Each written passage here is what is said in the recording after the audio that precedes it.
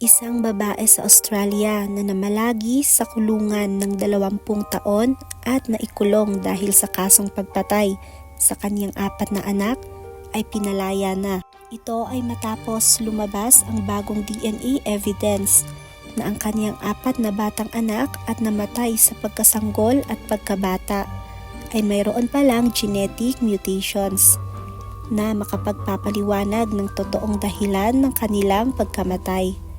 Bago ang kanyang pagkakakulong, walang physical evidence na pinatay nito ang kanyang sariling mga anak. Kilalanin pa natin ng mas mabuti ang tinaguriang pinakamasamang babaeng serial killer ng Australia. Si Kathleen Folbig, 55 taong gulang na ngayon at mula sa New South Wales, ay inakusahan ng pagpatay sa kanyang 2 anak na babae, si Sarah at Laura, at mga anak na lalaki na sina Patrick at Caleb sa pagitan ng mga taong 1989 at 1999.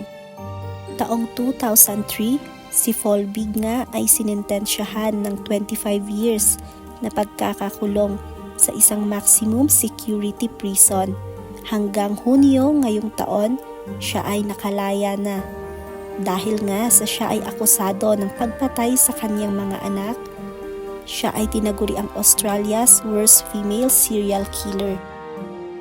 Nito ngang Hunyo 5, 2023, si Folbig ay grinant ng pardon ng New South Wales Governor Margaret Beazley at napalaya na matapos maipresenta ang mga bagong ebidensya na nagpapakitang ang mga bata ay hindi pinatay, kundi namatay sa natural na paraan.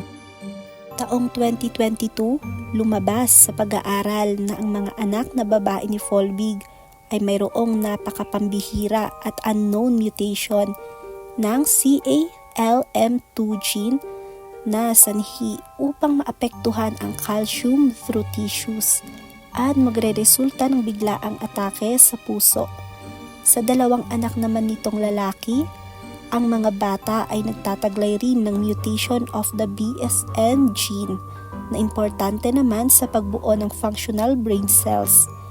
Ang mutation of the BSN gene ay konektado sa pagkakaroon ng nakamamatay na klase ng epilepsy. Sa kaso ngang ito, walang physical evidence ang magpapatunay na pinatay ni Folbig ang kaniyang 4 na anak.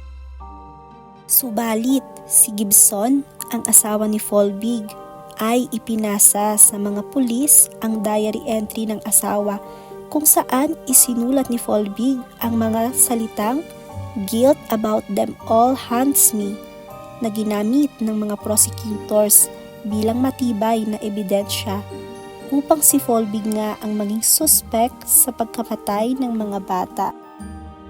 Sa loob ng 3 dekada, patuloy na itinatanggi ni Folbig ang pagpatay sa kanyang 4 na anak. At ngayon ngang 2023, napatunayang siya ay inosente. Ang Folbig case ay inilalarawan ngayon bilang isa sa pinakamalaking pagkakamali sa hustisya sa bansang Australia. Anong masasabi mo rito? Isa ka rin bang ina? Ito ay isa sa mga patunay na hindi lahat ng akusado at nasa kulungan ay masama at may sala. Sana'y magsilbi itong aral sa iba't ibang justice system ng bawat bansa. Wala nang masasakit pa na ang isang ina ay mawalan ng anak. Kaya naman dito na nagtatapos ang ating topic. Kung nais mo pang makapanood ng ibang contents tulad nito, huwag kalimutang mag-like at subscribe. See you on our next video. Maraming salamat sa panonood.